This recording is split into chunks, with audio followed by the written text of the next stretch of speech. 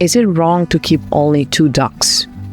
Many people think it is, but here's the truth. We live in the north of Spain and space matters. I have a small garden. At the beginning, I actually made a mistake. I only had 1 duck. And 1 really is the loneliest number that you'll ever do. No matter the animal, even dogs, we often think we're enough for them, but they really need their own kind. Ducks are social animals, which is why I have 2. In the wild, they often gather in large flocks, especially in winter or during migration, but during breeding season, they usually stay in pairs or small groups. What matters most is simple. They're not alone, and they have space, water, and enrichment. One thing I've learned is how important grass is. They forage, explore, and stay busy. It keeps them both physically and mentally healthy. Access to grazing helps prevent developmental issues such as angel wings in young ducks, because commercial feed alone is not enough. Grazing offers them vital fiber and allows them to forage for nutrient-dense weeds and insect larvae. Foraging also gives us some kind of entertainment and helps with their mental health. Lately, I've been noticing more sparrows than usual in my garden, and while they're part of nature, in my case, they become quite dominant, and they're pushing other birds away because they're territorial, and also they're not only eating seeds, but they're killing bees and butterflies, and they really are damaging my flower buds on my wisteria.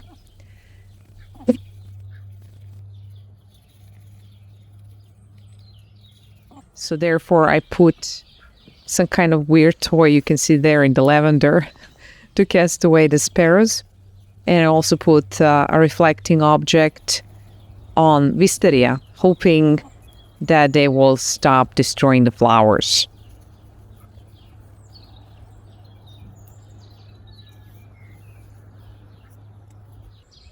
Have you ever experienced something similar with sparrows or other birds?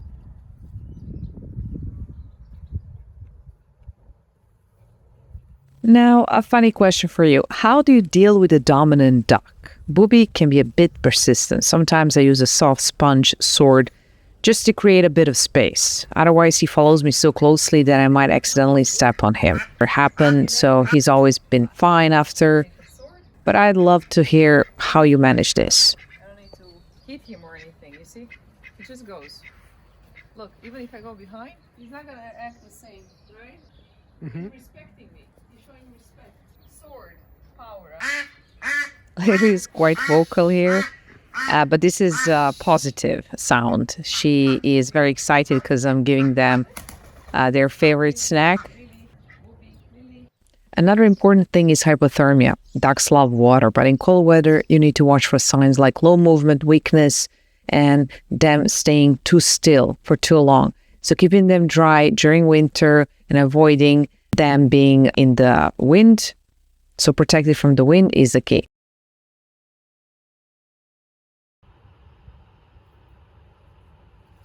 Predators depend on where you live, but here hawks are my main concern. Here's something interesting. Magpies often stay around my garden, and they can actually act as a kind of warning system. But besides that, they also attack hawks. I have seen that before.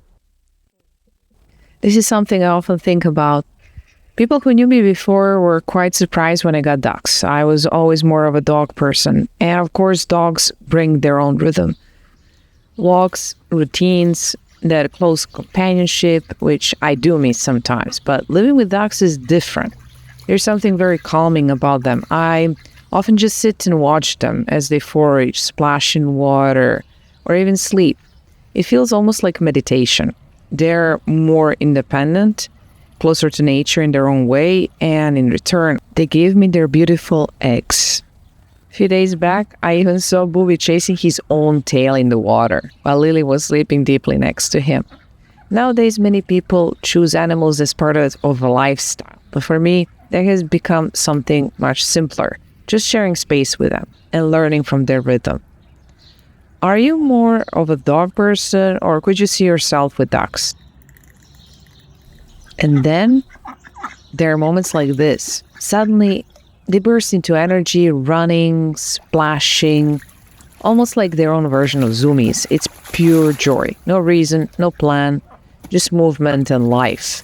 And honestly, watching this is one of my favorite parts of the day. Have you ever seen ducks do Zoomies like this?